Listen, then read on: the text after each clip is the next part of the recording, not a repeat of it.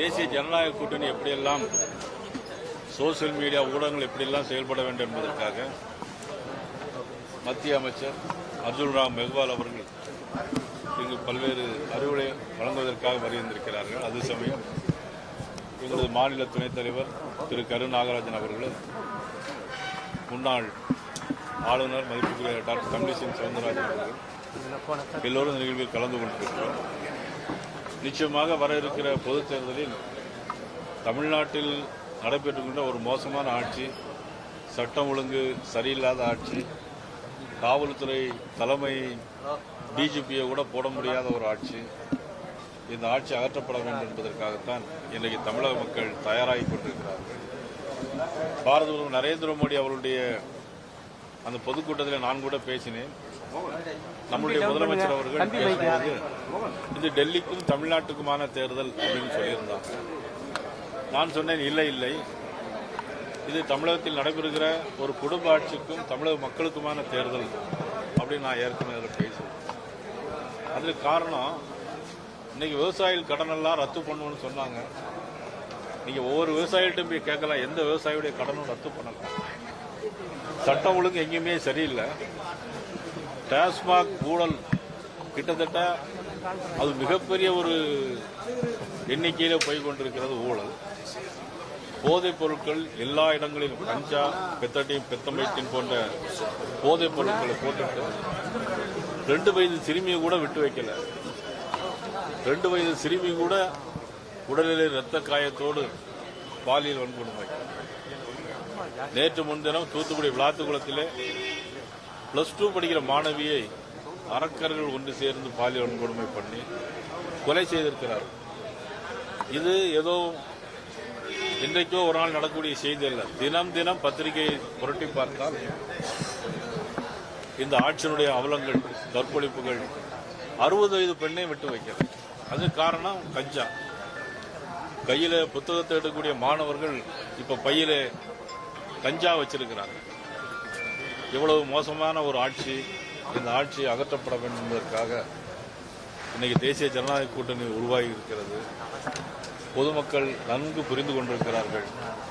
உறுதியாக 200 தொகுதிகளுக்கு மேலாக வெற்றி பெற்று தேசிய ஜனநாயக கூட்டணி ஆட்சி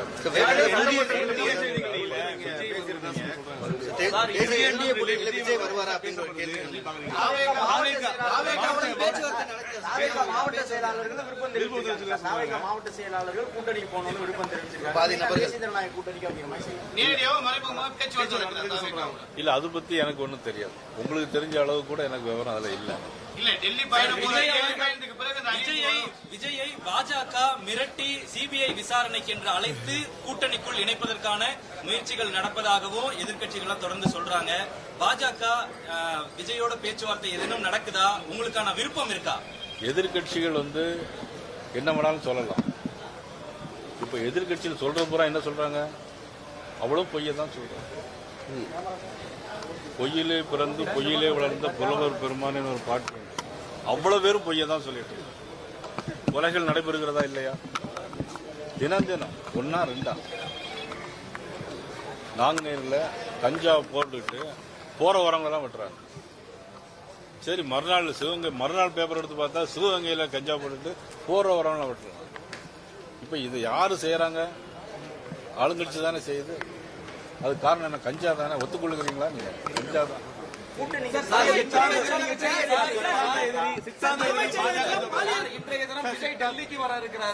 அதாவது இது சொல்லி நான் பேசுறது நாட்டு மக்களுக்காக, நாட்டு மக்களுக்கு என்ன என்னெல்லாம் நடந்துட்டு இருக்கு அப்படிங்கறத நான் சொல்றேன்.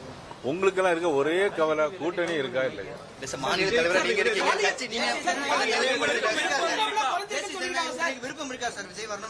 இல்ல, அதை பத்தி நான் ஒன்னும் கருத்து சொல்ல முடியாது. நான் என்னை பொறுத்த மட்டும் இதுவரையும் எனக்கு எந்த விதமான கருத்தும் என்னுடைய மாநில தலைவர் கருத்துக்கள் இருக்கும்ல சார்? இல்ல, என்னுடைய கருத்து நான் சொல்ல முடியாது.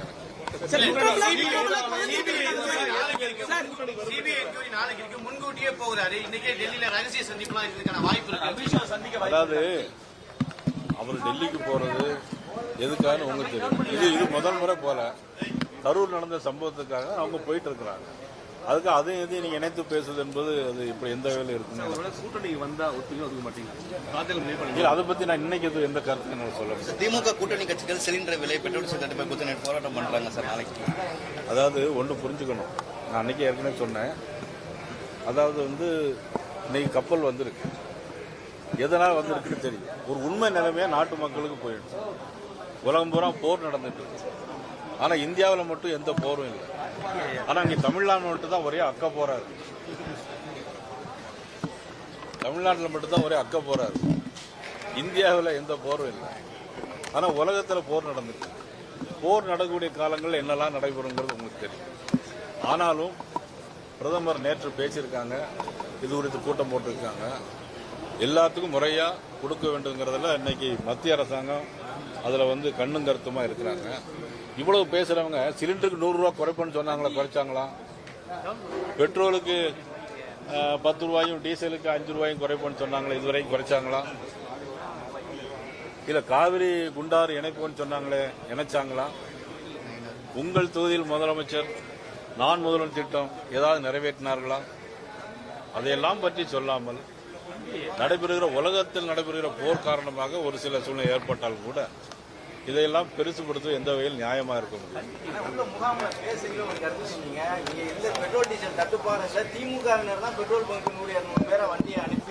உண்மையில் நம்ம இப்ப நீங்க நேற்று திருப்பதியில வாங்க கிடையாது. இங்க பாத்தீங்கன்னா ஒரு நரேட்டிவ் செட் பண்றாங்க. இன்னைக்கு எல்லா பெட்ரோலுமே கூட்டமா இருக்க மாதிரி. இப்ப நீங்க கூட என்ன உங்களுக்கு டீசல் பெட்ரோல் கிடைச்சதா இல்லையா? உங்களுக்கு கிடைச்சதா இல்லையா? எல்லாரும் கிடைச்சிருக்கு. அப்போ ஒரு நரேட்டிவ் செட் பண்றாங்க. அதாவது அவங்க கையில பணம் இருக்கு, அரசாங்கத்துடைய பவர் இருக்கு, என்ன வேலைலாம் செய்யலாம்னு நினைக்கிறாங்க. ஆனா மக்கள் அதையெல்லாம் நினைச்சுக்கிட்டு நிச்சயமா ஓட்டு மட்டும் மாத்தி போடுவோம். திமுக கூட்டணி தமிழகத்துல வலுவா இருக்கு, வலுவா அதை எதிர்க்கக்கூடிய அளவுக்கு தமிழகத்துல மாற்று கூட்டணி உருவாகுதுன்னு விசிகே சொல்றாரு. விசிகே திருமாவளவன் அவங்க கூட்டம் வலுவான்னு எப்படி சொல்ல முடியும்? எண்ணிக்கையில கூடி இருக்குன்னா எண்ணத்துல கூடியிருக்கா, எண்ணிக்கையில கூடியிருக்கா? மக்களுடைய எண்ணம் தான் முக்கியம். மக்களுடைய எண்ணம் இன்னைக்கு மனம் மாறி இருக்கிறது. ஆனா இதுக்கு முன்பு உள்ள பொதுத் தேர்தல் எடுத்து பாருங்க. முதலமைச்சர் கருணாநிதி இருக்கும்போதே நிறைய கூட்டணி சேர்த்தாங்க. அவங்க ஜெயிச்சாங்களா? வெற்றி பெறல. ஆனா கூட்டணி என்பது முக்கியமல்ல. நீங்க ஆட்சி செய்யும் போது மக்களுக்கு என்ன நன்மை செய்தீர்களா, தீமை செய்தீர்களா, அதை பார்த்துதான் மக்கள் ஓட்டு போடுவாங்க. பீகார்ல உள்ள நிதிஷ்குமாருக்கு ஏற்பட்ட நிலைமை தான் நாளைக்கு இபிஎஸ்க்கு ஏற்படும் அப்படின்னு துணை முதல்வர் விமர்சனம் வச்சிருக்காரு. அதிமுக பிஜேபி கபலீகரம் பண்ணிடும். பீகார்ல நிதிஷ்குமாருக்கு என்ன நிலைமைங்கிறது உங்களுக்கு தெரியும். ஏன் அப்படிங்கறது உங்களுக்கு தெரியும். நான் இதை பத்திரிகை போட்டா நீங்க அதை வேற நீங்க பெருசா போடுங்க. ஏங்கிறது உங்களுக்கு தெரியும். புரிஞ்சுதா? பிரச்சனையே எதிர்கட்சிகள் கையில் எடுக்கிறீங்க. ஆனா தமிழக அரசு மக்கள் நடவடிக்கை எடுப்பாங்க. 17ஆம் தேதி அண்ணன் இபிஎஸ் அவர்கள் சென்னையில மிகப்பெரிய ஆர்ப்பாட்டத்துக்கு தலைமை தாங்குறாங்க. அதில் எங்களுடைய கருநாகராஜன், ஜெயபிரகாஷ், தமிழிசை திருநெல்வேலியில் கலந்துக்கிறாங்க. நான் மதுரையில் நடைபெறும் ஆர்ப்பாட்டத்தில் நான் மதுரையில் கலந்து கொள்கிறேன். திரு அண்ணாமலை அவர்கள் கோயம்புத்தூரிலே கலந்து கொள்கிறார். அதே மாதிரி தஞ்சாவூரில் டிடிவி தினகரன் அவர்கள். தமிழ்நாடு முழுவதும் அந்த ஆர்ப்பாட்டம், அதாவது திராவிட முன்னேற்ற கழக அரசுக்கு எதிராக மக்களுக்கு எதிரான திட்டங்களை எல்லாம் கொண்டு வந்தாங்களோ, எதிரான என்ன செயலாம் ஏற்பட்டதோ, அதாவது உதாரணமாக கஞ்சா, போதைப்பொருள், நடைபெறுகிற படுகொலைகள், பெண்களுக்கான பாலியல் வன்கொடுமைகள், குழந்தைகளுக்கு எதிரான பாலியல் கண்டித்து மிகப்பெரிய ஆர்ப்பாட்டம் 17ஆம் தேதி நடைபெறுகிறது. 17ஆம் தேதிக்கு அப்புறம் மிகப்பெரிய மாற்றங்கள் தமிழகத்தில் ஏற்படும்.